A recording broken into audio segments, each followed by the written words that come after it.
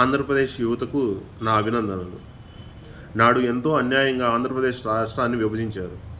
విభజిత ఆంధ్రప్రదేశ్లో యువతకు ఉద్యోగ ఉపాధి అవకాశాలు కరువయ్యాయి. ఇప్పటికీ యువత ఉద్యోగాల కోసం పరాయి రాష్ట్రానికి వెళ్ళి అక్కడ చదువుతో సంబంధం లేకుండా సూపర్ మార్కెట్స్లో, హోటల్స్లో పనిచేస్తూ వారికి తగిన ఉద్యోగాల కోసం ఎదురు చూస్తున్నారు.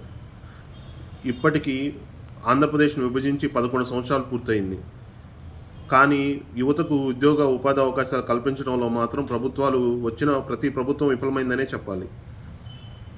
ఇప్పటికీ యువత ఉద్యోగాల కోసం పరాయి రాష్ట్రాలు ఎందుకు వెళ్ళాలి? మన రాష్ట్రంలో వనరులు లేవా?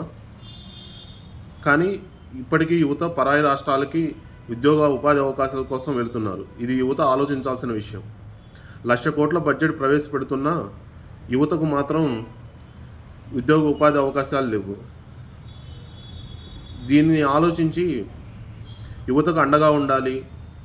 యువత కనీస హక్కులైన ఉపాధి ఉద్యోగ అవకాశాలకు కోసమై పోరాడాలి అన్న ఉద్దేశంతో స్వర్గీయ నందమూరి తారక రామారావు గారు మరియు స్వర్గీయ డాక్టర్ వైఎస్ రాజశేఖర రెడ్డి గారి స్ఫూర్తితో ఆవిర్భవించింది మీ ఆల్ పీపుల్స్ పార్టీ.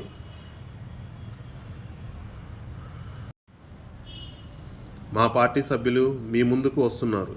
మా పార్టీ సభ్యులు మీ ముందుకు వస్తుంది పార్టీ టికెట్ల కోసమో, పార్టీ పదవుల కోసమో కాదు.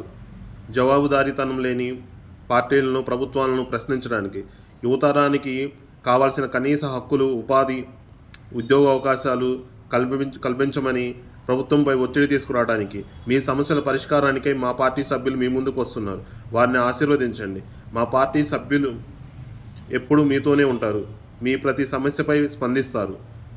మాది సామాన్యుల పార్టీ. మా పార్టీలో కోటేశ్వరులు లేరు. మా పార్టీలో నీతి నిజాయితీ గల ఉత్సాహంతో కూడిన యువతరం ఉంది. ఈ ఆంధ్ర రాష్ట్ర యువతకు సేవ చేయాలన్న తపనతో ఉన్నారు. కావున వారిని ఆశీర్వదించండి.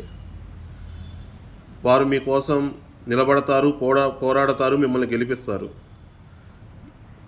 యువతరం భవిష్యత్ కోసం నిలుద్దాం, పోరాడదాం, గెలుద్దాం.